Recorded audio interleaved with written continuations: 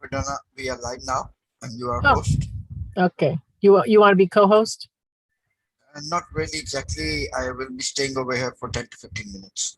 Oh, okay. All right. We'll make you co-host. Okay. Thank you. You're welcome. And as soon as first learner, I'm going to start the recording. You can Okay. start the recording. I don't have an access with it.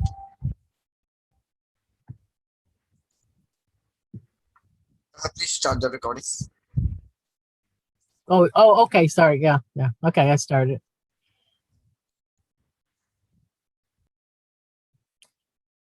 Hello. Hi, Cliff. Hey, Donna, how you doing? Good. How are you doing today? Well, in between, I know I'm not going to be able to stay for your class.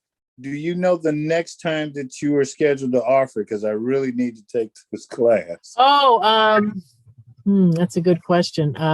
Let me look on the website and see if they have any.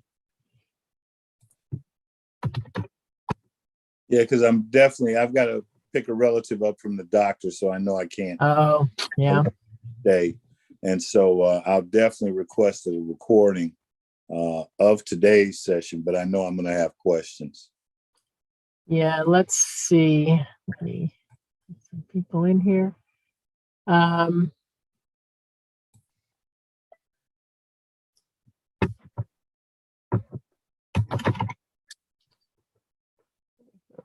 Let's see. Dancing for host. May 21st. Oh, next Friday. Excellent. Is it next Friday? May 21st. Yeah. Yeah, I think today's the 14th. So there you go. It's math. Yeah, there you go. So that's good. No, Donna, do you know what time?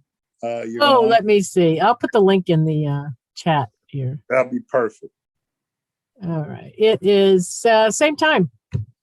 Okay. I'll just plan to be there, but I am going to listen as much as I can today. All right. Thank you so much. Thank you. Well, hopefully people show up here. We have a lot of people signed up. Where are they? We've got, a lot of people signed up. Donna? Yeah. My name's Carl Gable. I don't know why, but I have also a Zoom sign-in for stuff I do with a group in Canada. And I don't know why it came in on that one. I don't understand. But anyways, I came in on that one, but I changed the name. So the email might be wrong. Oh, but you think I came in through another sign-in in my computer and I couldn't fix it up. Yeah, because I have two sign-ins, one my private and one for a group in Canada. We do group meetings. So it came in through the other one. So I just changed the name, but it's really me. I signed up for this. Okay. We have like 12 people signed up. That's like, hello. We'll give them a few more seconds. I hope they're not having, hopefully they're not having trouble getting in. I mean, that happens sometimes, we find out later on that a whole group of people, for some reason. Yeah. Oh, technology. Here we go. Christine's coming. Killer. It's a killer. It'll kill us all at some point. Oh, Christine made it in. Hey, Christine. Good morning. Oh, I should have combed my hair. My goodness. It's all right. It looks like the palm trees behind you are blowing your hair. The wind is blowing my hair. You have a small group today, I'm sure. I know. Well, we were just talking about that because, Carl had a little issue getting in and there's like 12 people signed up. So I don't know if there's an issue with people getting into this class. Definitely the 5 o'clock classes have not been sending emails. So I hope they figure that out. Because that happened to 3 5 o'clock classes this week, of which 2 of them were yours. And then what happens is you don't get all the notes or the feedback. So anyway, exactly. And I know. I'm sure I've enjoyed all your classes. So I have have you started yet? I don't want to interrupt. No, we haven't started yet. We're waiting to see where the other 10 people are. What happened to them? Well, yesterday, the first time I had at least 2 or 3 people signed up for a class and no one came. Really? So I sat for the whole time because last week in one of my classes, I had 2 people come in 15 minutes before the end. Oh, So I waited just in case 2 people. oh, here we go. We've got someone else coming in here. Good. We'll give it a few more and then we'll get started here. Well, So then go ahead, Christine. my question is, one of the problems I'm having when I'm teaching a class is juggling all the websites I have open and getting back to my PowerPoint. And I know you've been doing this so much longer than I have in so many more classes. So I hope to learn some tricks on how to talk keep about all that. those things juggling in the air. Juggle them. Yes, juggling. Not have to go back and pull my slides out of the file again. Oh, we can talk about that. How about you, Good. Carl? What are you doing for hosting? Oh, okay. So I'm near Toronto, in a small city called Richmond Hill. We're about Mhm. 240,000 people. And so we got a program for seniors, and I help a little bit with technology. And I'm getting so interested in technology that I'm using also Windows and Android. And Mhm. I just bought an Apple computer and Wow. an iPad. So I'm doing everything.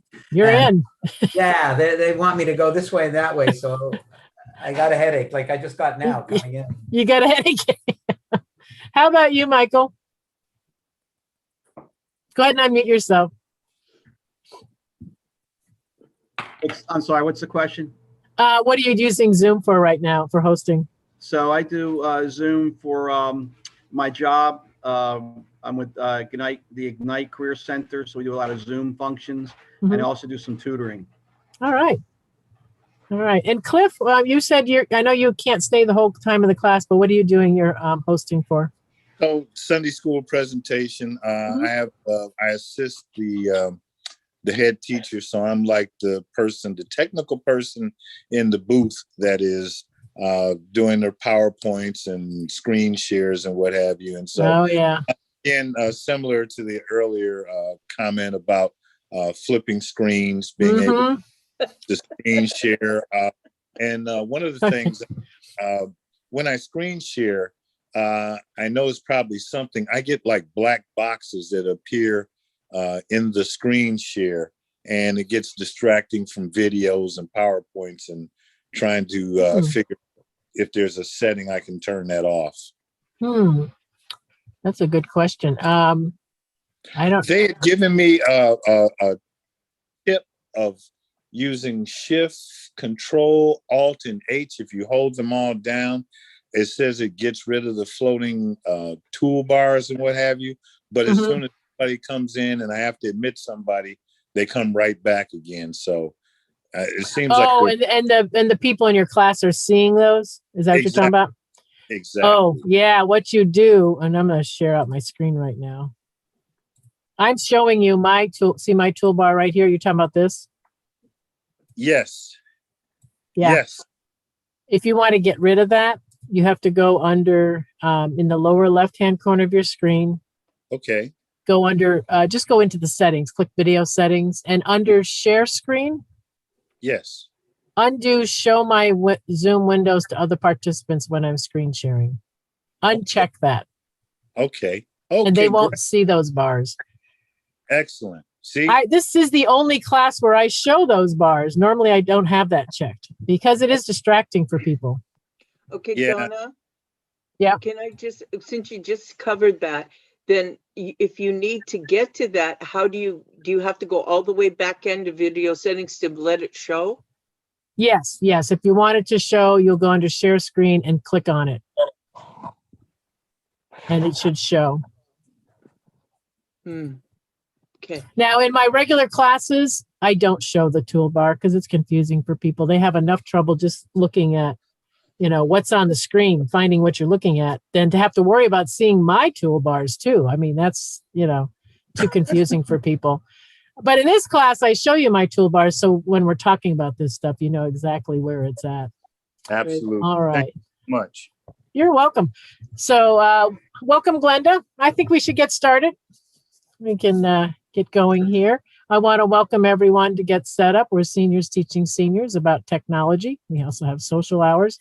Today's class is an advanced Zoom for Zoom hosts. My name is Donna. I was in the IT industry for over 30 years. I enjoy helping people get over their fears of technology. This session is being recorded. If you want to get a copy of the recording at the end, you can email help@getsetup.io. And we are not paid to promote Zoom. This is just for our training. All right, so we're going to talk about breakout rooms, polling, and then annotation and share screen, those type of things we will cover at the end. And we can talk about moving back and forth between your documents, which is always, it's a trick to juggle. And we did just talk a little bit about who's hosting. I think we'll just move on. We'll start with breakout rooms. Breakout rooms are available with the free version of Zoom. When you go into your Zoom account, you're going to have to go into settings. I'm going to go into my Zoom account here. On the left side of the screen, you'll see settings. And then under settings, you will find the breakout rooms. I believe it's under the basics section. Sometimes it can be hard to find. There's polling. I'm not going to go by. Oh, here it is, breakout room. If it's on, it's blue. If it's off, it's gray. So you have to make sure you do turn on your breakout rooms before you can use them. When you have them turned on, they will show up as a square on your toolbar when you're hosting. You'll click on the toolbar, the button there, and you will get a, actually, since we're starting late, I'm going to go live. I'm going to do this live. Usually I go through the presentation and then I do it live, but let's do it live since we are kind of started late today. I'm going to click on the toolbar here where it says breakout rooms, and you're going to see my pop-up. Hopefully you can see this. You can create, right now there's only one break room. It starts out with everyone's in one breakout room. There's 5 participants per room. You can go and add rooms. You can see how many people would be in each room. I'm probably just going to do 2 breakout rooms with this group. You can set it that Zoom assigns everyone automatically into the breakout rooms, which is the easiest way to go, especially if you don't know the group. You can assign manually. You can, just put in people individually if you want to. Or you can let participants choose their room, which is another option where you're going to manually be putting people in. If I hit create, like right now, I think we're just going to do 2. I'm going to click on the create button so you can see this. So it creates the rooms. Over here, room 1, I can rename these. Let's say you're, especially with the pandemic, people were doing webinars and seminars, and they would have guest speakers in different rooms for people to go into. You can give the room a name. You can see how Zoom just broke people up into rooms. If I was a teacher, I could easily say I see a troublemaker, 2 troublemakers in one room. I could move someone to another room individually, or I can go over their name and I can do an exchange with someone else so they can exchange them. So you can do these on the fly. If you are if you know ahead of time exactly who's going to be in the room, you can, when you're looking at your account, when you create a meeting, let's see, let me go to my menu over here real quick. I'm going to show you this.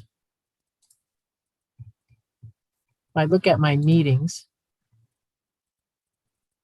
actually, no, schedule a meeting. When you go to schedule a meeting, I'm going to click on schedule a meeting. One of the meeting options is breakout rooms. Right here, you can pre-assign your breakout rooms if you want to. You can create the rooms, or you can import the names if you know who's going to be in the meeting. You can do that ahead of time, or you can do it on the fly like we're doing right now. So we have these 2 rooms. On the bottom of the screen, I can, if I hit recreate, it just takes me back to the first screen. I can add rooms. Let's say you have your group and you realize I need one more room. There's too many people per room. You can just quickly add a room and just move some people quickly into that room if you need to. They're flexible that way. Open all rooms starts the breakout rooms. If I click on options on the left side here, this gives me options for the breakout room. You can allow participants to choose the room. What this does is when they're in a breakout room, they can move to another breakout room. It gives them the option of moving around. Again, it depends on what you're doing Zoom for. You might not want people to move around. Maybe you're a teacher and you want the kids to stay in one room. It's your choice. Allow participants to return to the main session at any time. This is another one that is your choice. Do you want people to stay in the breakout rooms, or do you want them to be able to come back to the main screen and talk to you? Again, it's what style that you're going to run the breakout room. Be aware, though, and this has happened to me. Some people, if their internet connection's a little quirky, they will come back to the main room. They'll show up, and they show up as unassigned, and it will be right above room 1. There'll be an unassigned area, and the names will show up there. And at that point, what I do is I just, go and put them back into a room and I just hope that they make it and they stay there. They usually do, but sometimes, internet connections. Automatically move all assigned participants into breakout rooms. Now, this one eliminates an extra step of clicking on a link to get into the breakout room.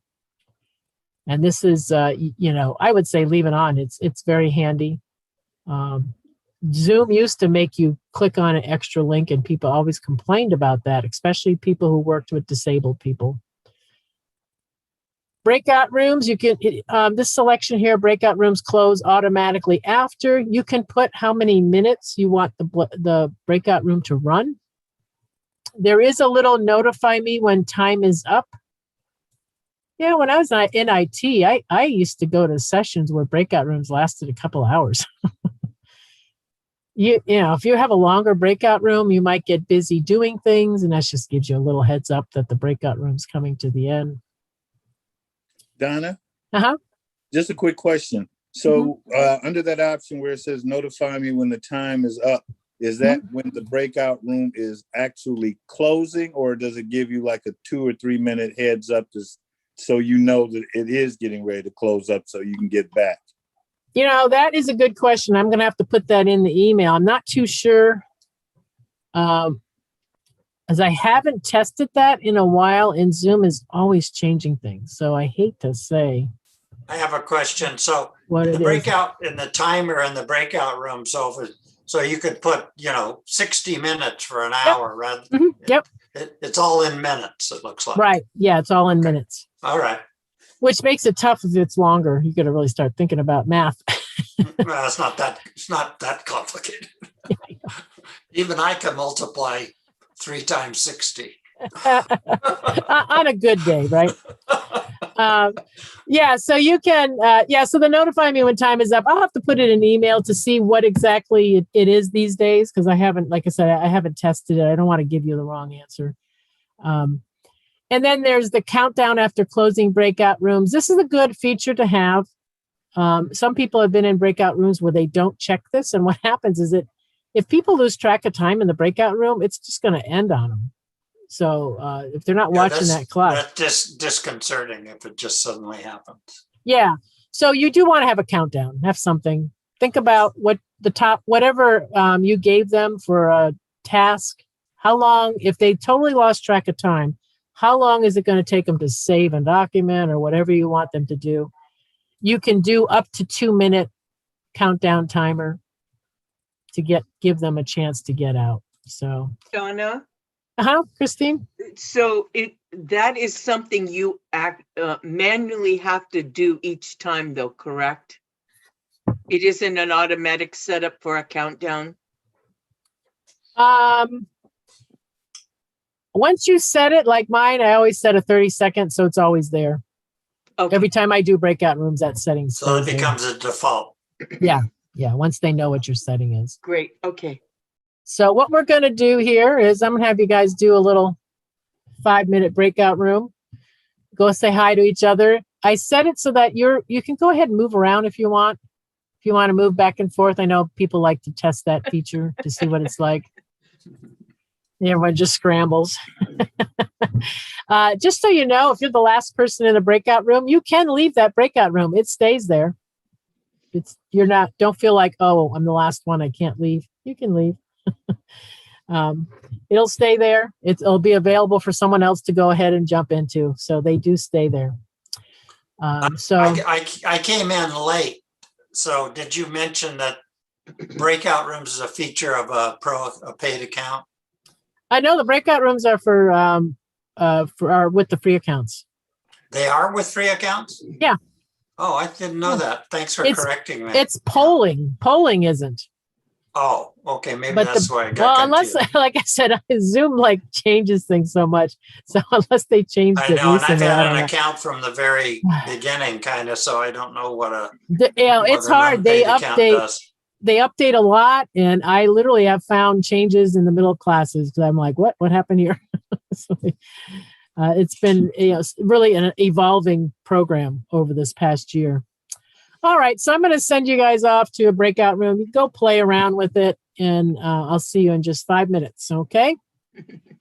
Have fun. Oh, and one more thing to mark, too, is before I send you off, when you are the host, let me just show you this real quick so you know what the screen looks like. Once you're the host, you're going to see this type of screen. You're going to see the name of the room. Everyone should have a green dot. If someone's not turning green, they're probably going to come back to the main session. Plan on it, that they're going to be back in there. Once everyone's green, you know they're good. They're in the breakout room. And then as a host, you can go ahead and join the rooms and see what's going on. So you can bounce between rooms and check on people. You can broadcast on the bottom of the screen here. You can broadcast a message to all. Let's say you forgot part of the task you wanted them to do, or you're going to end breakout rooms early or something like that. You can go ahead and broadcast to all the rooms your change. And there's a button to summon help. You can the host will get a pop-up that says so-and-so is in breakout room number 1 or 2. They're asking for help, and then you can easily just join the breakout room. And if you ever click on the close all breakout rooms button, it will close the breakout rooms. Yeah, I go to a trivia thing every week, and this is perfect for that because the host is posting the questions to the breakout rooms. Oh, okay. Yeah. All right, then. You guys go ahead. We'll see you in 5 minutes.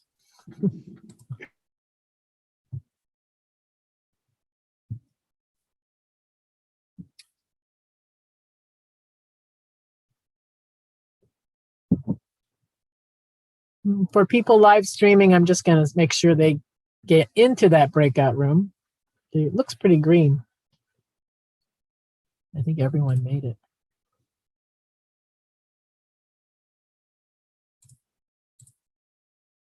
I don't see anyone moving around yet.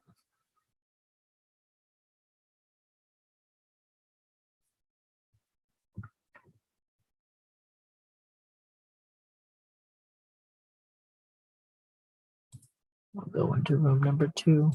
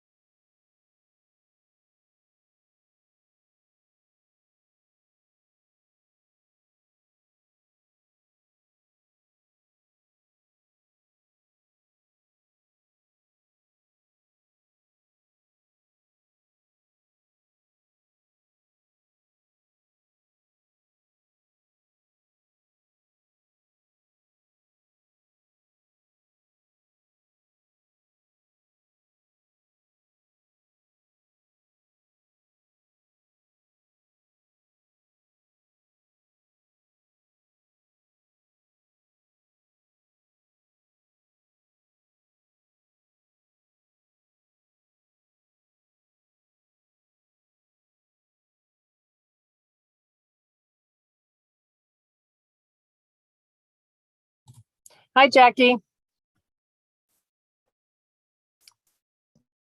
What's going on? Did I miss something? Oh, okay. Yeah, they're in the breakout room. Oh, well then I'm sorry. I'll back out. I just saw my Oh, like no, you reminder. can stay in. I mean, actually, I can go ahead and put you in a breakout room. Let's see. Okay. Wait, did I Let open you, it up? I'm going to put you where Fred is. There we go. Got about a minute left.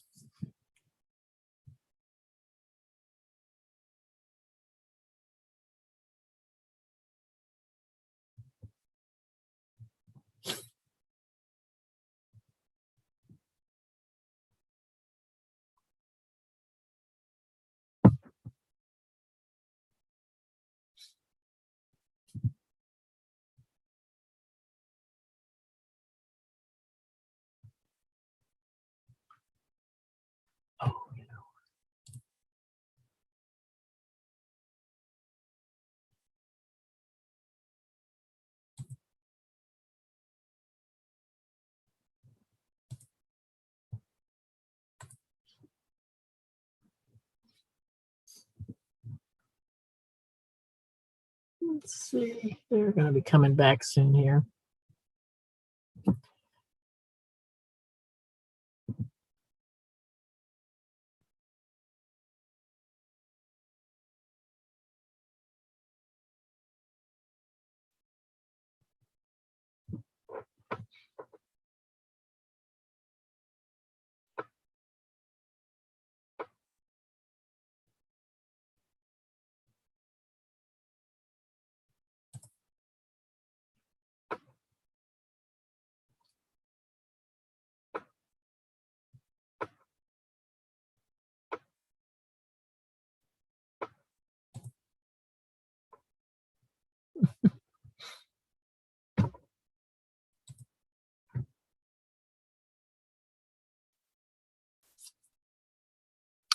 Making it back. Yeah, Glenda, you still got problems, huh? Oh, boy.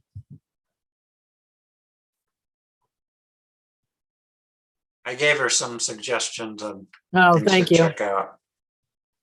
Yeah, that's hard. You know, those tech issues can creep up, and that is a problem with hosting. And sometimes people don't, especially beginners maybe, don't know that you can just start a meeting all by yourself. You don't need another person. You can fiddle around with speakers, microphones, and all that stuff. Yeah, you can just go ahead and, sign up for the free Zoom account, and you can get in and test everything. I mean, every morning I do that. I have to, when I wake up, I go right to my PC, I test everything, make sure Zoom is opening up and everything, and then still things happen during the day. Yeah, I mean, I do a class where I use two devices. I'm teaching an iPad class on one, and I have a big monitor on the other, so I can see all the students. Right. Yeah. But you got to make sure you mute so you don't have feedback and blah blah blah. Oh yeah, there's all kinds of tricks there. All right, so that was breakout rooms. Anyone have any questions about that? All right. It's a nice thing. It helps people, it's a nice way for people to mingle in the class, a nice icebreaker. Of course, if you're teaching kids, you can have TAs in there teaching different subjects, or if it's a seminar, you could have speakers. Or if could be something silly. You could send, people into breakout rooms to draw a giraffe or something, and you could vote on who had the best giraffe. Because when you're in breakout rooms, you can share screen, you can do the whiteboard, you can save from the whiteboard, and you present something else there. So you can do all those things in the breakout rooms. Yeah, it's good for big, maybe unrelated people. If you want them to socialize, you can break it up and people can talk. You can't talk when you got 50 people all in the same room. Exactly. You have little small discussion groups, whatever you're doing for hosting. You can always, don't forget about breakout rooms as a way to, further your sessions that you do. Another thing you want to talk about is polling.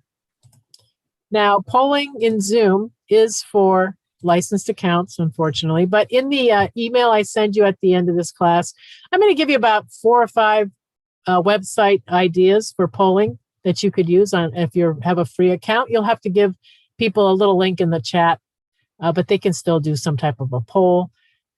Be aware, though, the polling reporting in Zoom is not that good. So if you're a data person, you want to like collect a lot of data with your polling, you might want to look outside of Zoom.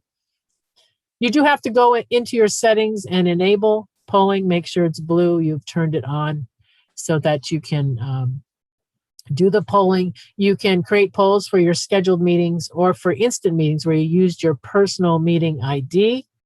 For instance, on a scheduled meeting, this is a scheduled meeting that we're in today. If I go under my meetings and click on meetings on the left side of the screen, I can see this meeting, for example, the Advanced Zoom for Host. If I click on it, down at the bottom, I could add a poll to this meeting. You click the add buttons way over on the right hand corner of the screen, but you can add polls to your meetings ahead of time. But we didn't do that here. We're going to do it on the fly. So I'm going to click on my poll button. Once you have it enabled in your settings, you should see the poll button on your toolbar. It's right here. I'm going to click on this. Add a question. If I had done it ahead of time, you would have seen the polls all listed, and I could have clicked on one and selected it. Go back over to the screen here and click the add. All right. You can do anonymous polling in Zoom where they won't show the results, because there is a report section. When you look at your Zoom account on the left-hand corner of the screen, you will see reports. And in there, you can look at reports that you've done for polling.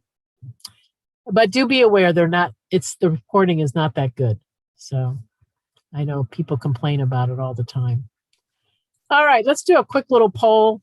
What would people like to poll about today? Anyone have any ideas? What's your favorite food or something? Yeah. How about favorite? Oh, you'd have to have choice. It's multiple choice, right? Yeah, we could do single or multiple. It could work either way. Let's do, well, let's see. How about, I know it's going to be barbecue season pretty soon here. Donna, you could actually ask a question about Zoom. You could ask a question and give 4 answers. Yeah. I would have said, do you prefer the flat piece of chicken on the chicken wing or the drumstick side of the chicken wing? Oh, there we go. Everyone would have to say flat side. Flat side. All right. How about, well, is anyone a vegetarian? Because they'll be like, no. There is that. That's true. We could do, how about favorite barbecue? We'll do the favorite barbecue stuff here. All right. Well, we have, I know someone's voting chicken. Carnitas. Carnitas. Potato salad, right? Or, well, let's see. Well, actually, let's put them head to head. We'll have potato salad, macaroni salad. Oh, yeah, you got to have mac and cheese. Mac and cheese. Yep, mac and cheese. Veggies. People like to grill their veggies. So you're going to do, if you do multiple choice, we can pick more than one. Is that right? How that works? Yeah, we're all going to be hungry after this now too, because we're doing this. I'm already like, I want to be at a barbecue right now. Oh, anything else on barbecue? That's probably enough. That's probably pretty good. It's good. All right. So at this point, I can click save. I can add other questions. So if you're doing this right before a meeting, you could quickly put in some questions that you're thinking of. Depending on your meeting, you could maybe poll people before to see what their level of knowledge is of the subject you're about to teach. And then, poll them afterwards to see if, what you taught them stuck or not. And there's a little delete button too if you want to get rid of it. I'm going to save it. And now it's going to be on my toolbar. I'm going to go back to polls. There's our poll. Okay, Jackie. She's double timing it. She's on the clock at work too. So here we have the favorite barbecue. You're seeing my screen. I haven't launched the polling yet. I can make quick edits if I want to last minute. I'm going to launch it right now. So now you should see the poll on your screen. I'm going to pull my screen over a little bit here. You can see I can see how many people, they keep a tally. 2 out of 6 people have voted. I can see an idea. If you have a co-host, by the way, co-hosts can't vote in a poll. So that will, when you're looking at the numbers, you're always going to have one. If you have a co-host, there's always going to be one person that didn't vote. Oh, Veggies went pretty high. Veggies got right in there. Well, we're not in Texas. Or maybe somebody is. I'm not in Texas. That's funny. All right. So you can decide, well, okay, we got 6 of 6, so everyone got in there. I'm going to end the polling. And at this point, I can download the results if I want to. It's going to be a little text file. I can share the results out, or I can relaunch the polling. I'm going to click on share results out. So now you're going to see the results. And yeah, veggies definitely won. Chicken's right in there though. And I have, again, I can stop sharing my results, or I can relaunch the poll if I want to. So that is polling. Unfortunately, only for licensed accounts, but I will give you, there's SurveyMonkey and there's some others. I think I have about 4 or 5 other websites that you can check out if you want to incorporate polling. It's a nice thing to have in a meeting. So you can try that out. All right, let's talk about, anyone have any questions first off? All right, let's talk about sharing. Oh, Christine? Yeah, yeah. Are you going to be able to have time to talk about sharing 2 monitors? That's one of the issues I've tried so many ways. So I don't know if you have time to cover that today, but, and I don't know if you're using 2 monitors, but again, if you have time. Yeah, I'm using 2 monitors. Yeah, I'm going to click. Also sharing all the websites and bounce. Well, my website trick, because I do, and Christine knows, I have some classes where I have a ton of websites open at one time. And what I do is I'll use Chrome and Firefox, and I'll have certain, so I remember what I'm doing, because, you know, some days are good, some are bad. I'll put certain style of, you know, maybe it will be the videos I'm going to show. I'll put those websites under Chrome. And then maybe if I'm showing other style of websites, I'll put those in Firefox. So I'll have like little, you know, tricks to when I'm hosting. So I remember where to go. And I always put them in order. So I know when I go there, I'm going to the first, you know, I definitely put my web pages in the order that I'm presenting. So I'm not like searching around for them, so I can move easily from one screen to the next. So that's one little trick I definitely do with the different browsers, just so I remember what I'm doing. So I'm going to click on the share screen button when you look at share screen. And if anyone has any other tricks they have, go ahead and share it with the group, because we have all had our moments with Zoom. So I'm clicking on the share screen button. This is all very, you know, you're all hosts. You're very, familiar with this. I do have 2 screens, and I don't usually share out my second screen. The second screen, I use that when I'm sharing out documents, and I have that strip of users' faces that shows up when you share out your screen in Zoom. I will take that strip and I'll drag it over to my second monitor so that I'll open it up so I can see the people in the meeting. Some classes, I may have a lot of notes that I have to cue myself, things that I need to say in the class. I will put my notes in that second monitor, so I have access to those as I'm going through my presentation. Yeah. Go ahead. I was just going to say the advantage of 2 devices is that when you're sharing screen, you can see what the other people are seeing. Sometimes we get lost and, you know, we're talking and all of a sudden we realize oops, I'm talking, but they're not seeing anything. So when Right. you're coming in on a second screen, you can kind of check your own what's going on. Exactly. Yes. Yeah. And you can have another device join the meeting too. Have your iPad joining. That's so you what can I do, see. iPad and MacBook. Yeah. Yep. Yep. You can have other devices joining so you can see what's happening to make sure your share screen is looking good. You can do that. All different tricks here. So you're familiar with the whiteboard and your iPhone and iPad. You can attach although I find this does not always work very well, the iPhone iPad connection. Somebody said the other day that iPad does not have annotation on the whiteboard or something. I haven't checked it. I just heard that along the way someplace. The last time I taught it's been a while. They've taken me off Zoom, but I think there has been a change. Something's happened with the iPads, definitely the Chromebooks. Boy, the Chromebooks can't do any annotation anymore. So you're running two screens now? Is that what you're saying? Yeah, I've got a screen. You can see my second screen has nothing on it right now. That's your monitor. That's your second monitor? Second monitor, yes. Okay, just want to make on one device. Right. Yes, I have an HDMI cable connecting into my laptop from my second monitor. Yeah. And my laptop's a 17-inch, so it's a big enough screen for me to use. So yeah, so I have that connection. And it really is nice having that second monitor. It depends on what you're doing, but it can help you in your presentation or just to see everyone. Because when you're sharing out your screen, you get that little strip. You just grab that little strip and you just drag it over to your second screen. You can open it up and then you can see everyone. It's nice because then you can see how they're reacting to what you're saying and presenting. And if you see someone, looking lost, you can call on them. So it's really nice to be able to have that ability to see the people.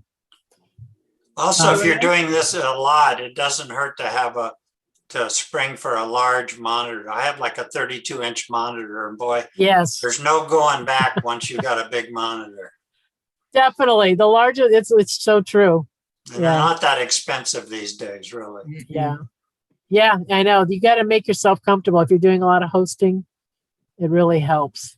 Under advanced, if anyone's tried this out, the PowerPoint as a virtual background.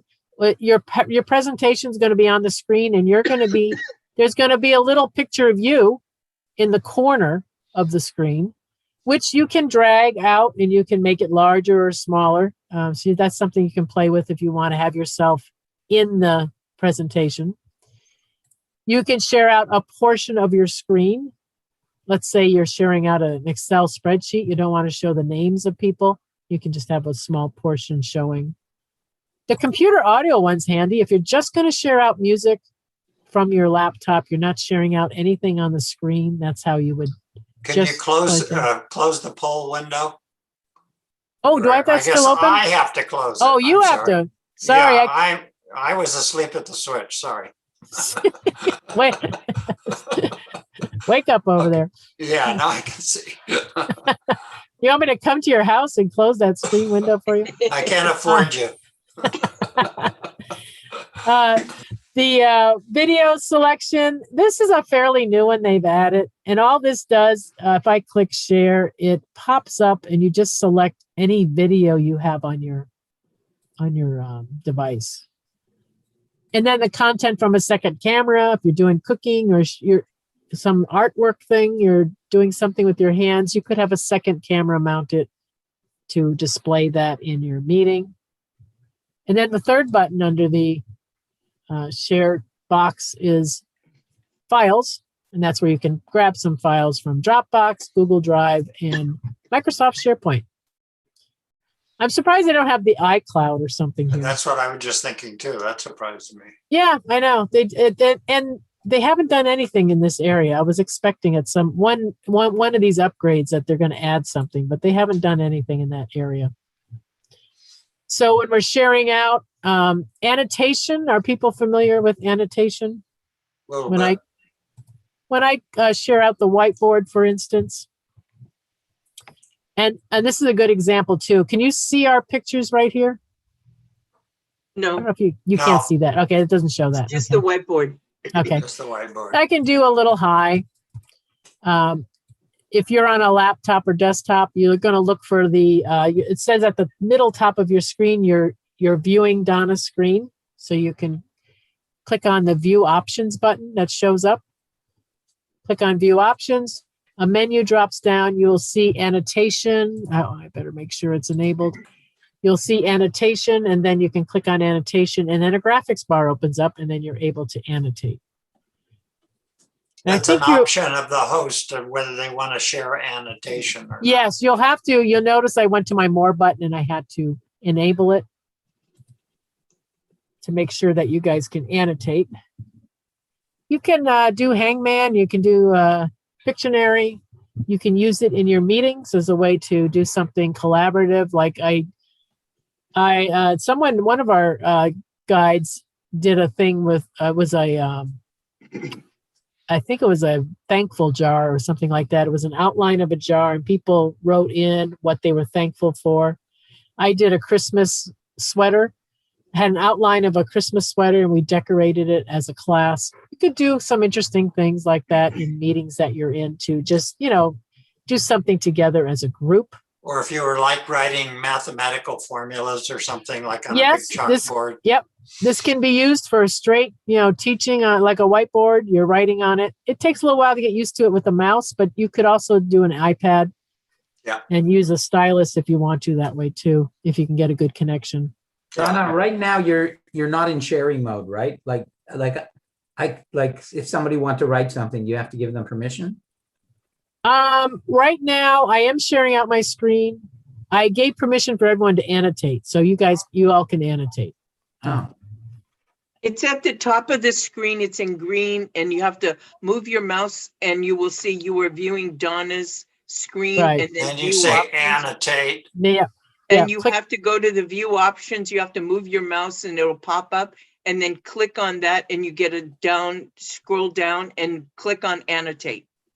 Thank you, Christine.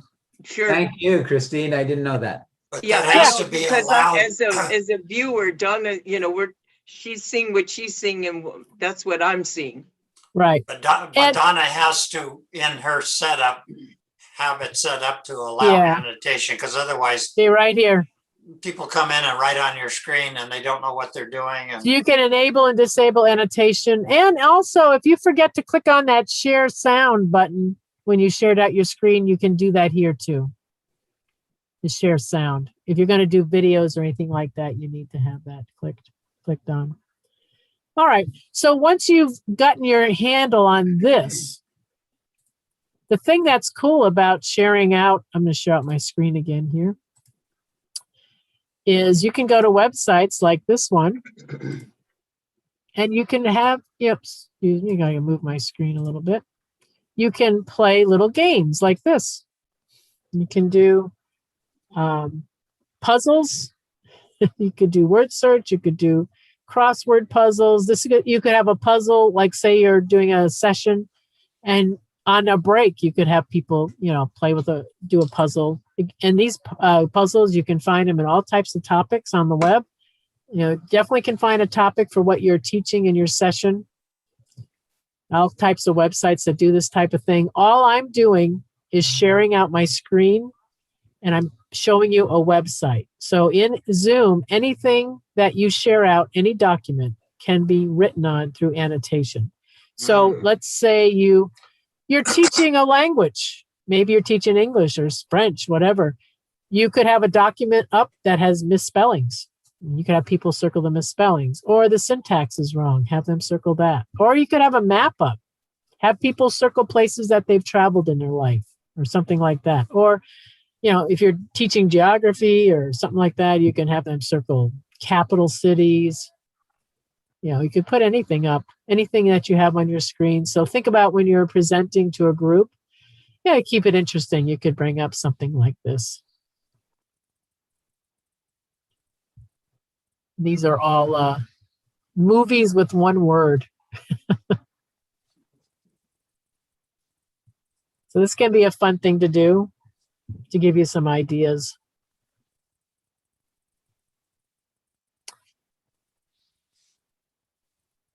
And on that note, you can also, since I am sharing out, let me clear out.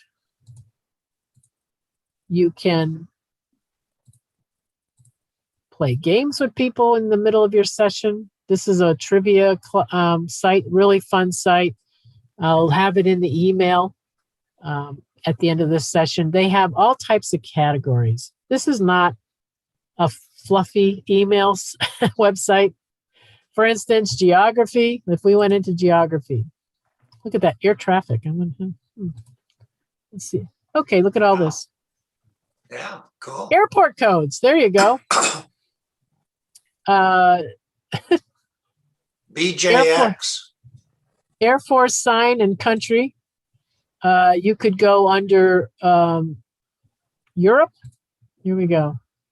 Here's the geography. I mean, extremely detailed categories.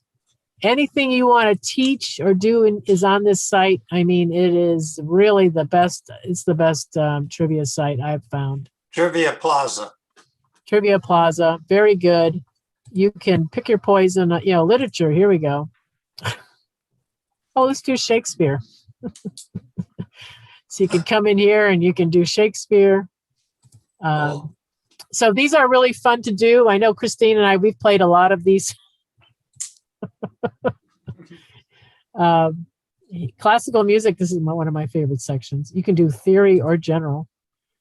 You can come in here, do compositions and composers. You have to recuse yourself on the music trivia. Really, there you go. Or theory. Science, you can do science. They have, the elements. Here we go. So, whatever atomic number and element number, oh my Lord. Let's see what this looks like. So this is what it looks like when you go to plays. Can you recognize an element from the periodic table by its atomic number? Does anybody remember science? Sure. This is what it looks like. Which is for which element 24? Yeah. Anyone? I have no idea. Boron. Oh, chromium. There we go. But this is how how you play the game. You can have fun. It just keeps giving you different. It'll go through. There's 10 questions in each one. Cool. It's a nice icebreaker too. You can just have fun. And it's so detailed. Whatever you are talking about, you should be able to find it on this site. It's not fluff. It's very, very detailed trivia. It can be fun it's serious trivia. They have some light stuff, but it's pretty involved. All right. Nice. So there's a lot of different ways to, bring some life to your sessions that you're doing. Christine, you got a question still? Yeah, back to the screen share, because I've had trouble. I use a monitor and usually I've tried to move things and I haven't had good luck, but I just noticed for the first time when you did your screen share, you showed your second monitor. I've never seen that before when I've done a share. So do you do something to bring your second monitor onto the screen share? How do you? No, it's just there. Yeah, I have mine. Mine hasn't ever shown up on it. Oh, that's interesting. I think I have mine set up for to extend my screen. I wonder if you have yours set up differently, because you can set them up to extend your screen or to be a separate one, I think. So that lets you drag things from one screen over to another. Mine I can drag over. Okay, what does it mean to set it to extend? I have no idea. Oh boy, I haven't done this in a while. Let me look up my monitor. Is that in settings or is it in Zoom? Probably no, under your PC. Under settings? Yeah, settings should be the display. Let me see if I can. Oh boy, I'm not too sure where it is right now. Yeah, it should be. Does anybody know right off? It's been a long time since I set that up. On a Mac. So Christine, I'm going to ping you later about this setting. Okay. Thank you. Yeah, it's just, this is why I always learn something new, and I've never noticed that monitor, and I've just had trouble.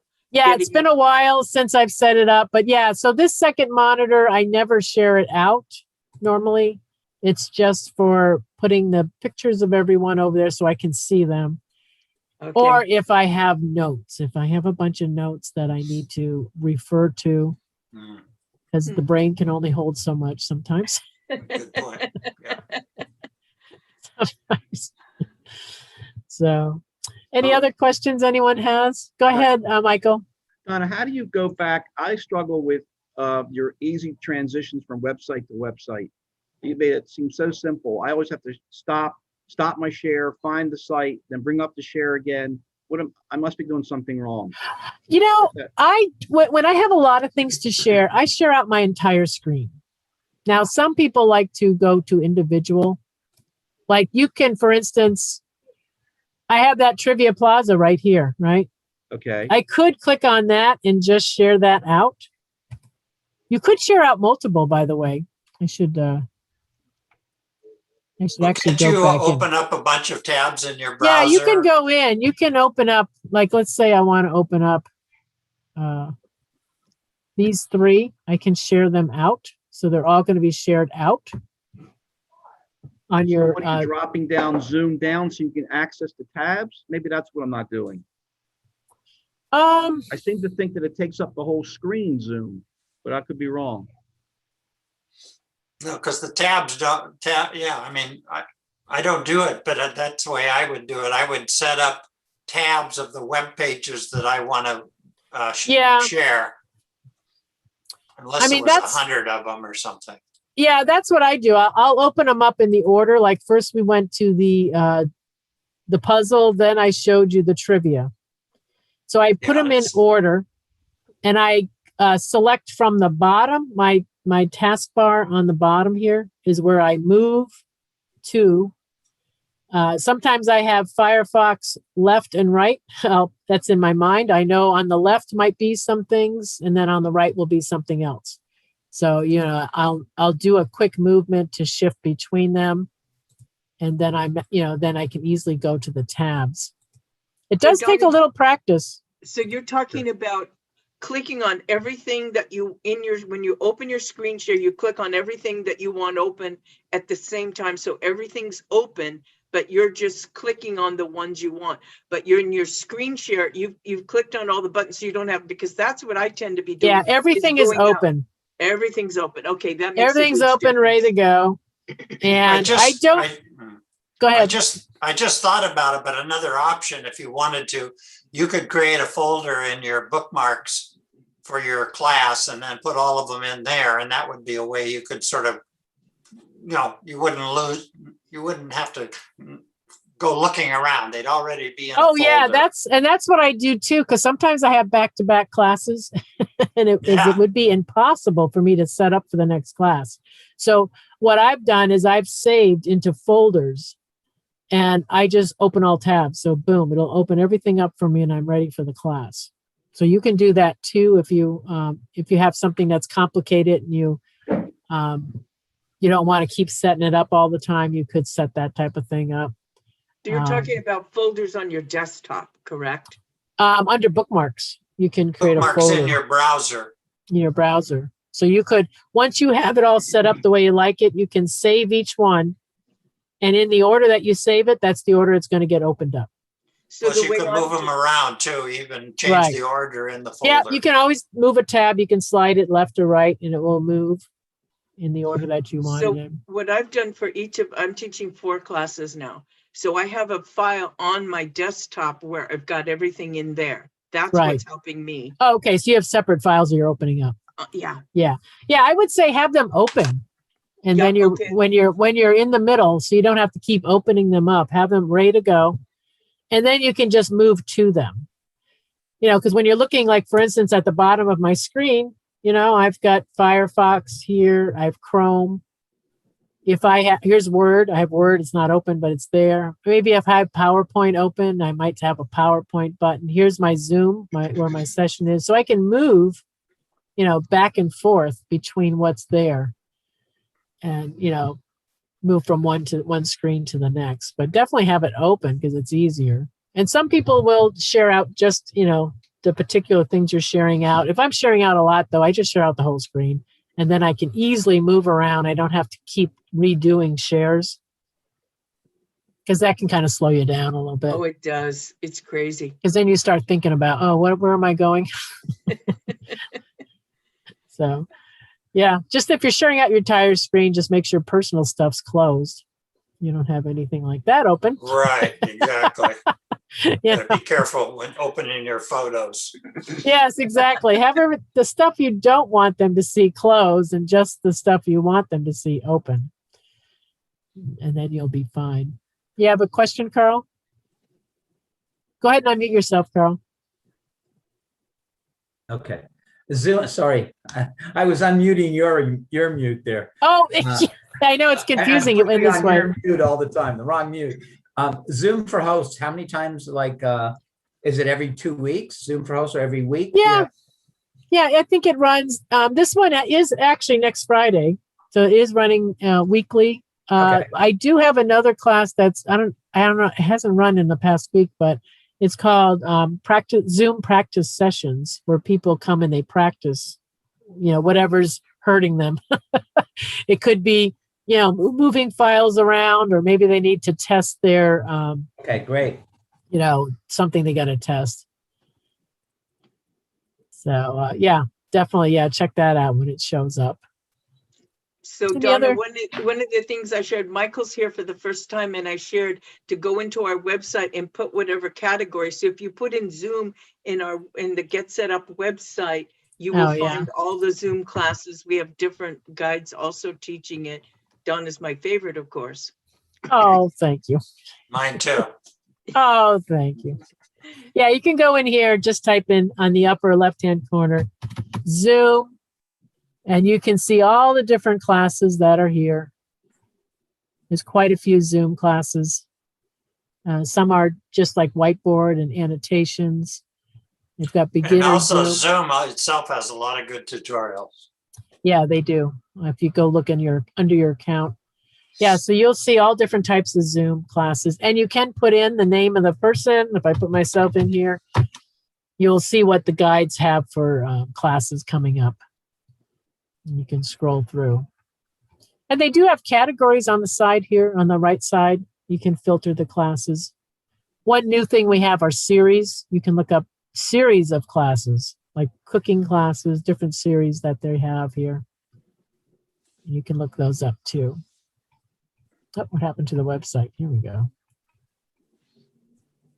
Hopefully that helps. All right, well, we went past time. Thanks, Donna, for going past time. This was It was great. fun. It was fun. Always learning. Really All good. right. Thank you for coming in today. I hope it was helpful for you today. Was. Just Yeah, getting we through always some learn of this. something. Thank you. Yeah. It's kind of fun to get go through it a little bit. And Microsoft Slides always resets. I don't know why it does this. Oh well, I'm going to skip that part.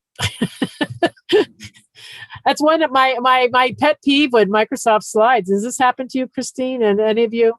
You go to do something else, and then you go back to the slides, and it has reset on you. And Yes. It's a PowerPoint never did that to me. Yes, I agree. I'm not a fan of slides. I don't know how that I would like someone to say, how do you get out of that one? I don't know why it does that. We can give a class. There, I know. Well, I think they maybe I should ask Wade. There you go. Wade does let's see what he says. All right, everyone. Thanks for coming today. Thank you for supporting Get Set Up. Nice to And we'll meet all see of you next time, everyone. Enjoy your weekend. Thanks again. Bye-bye.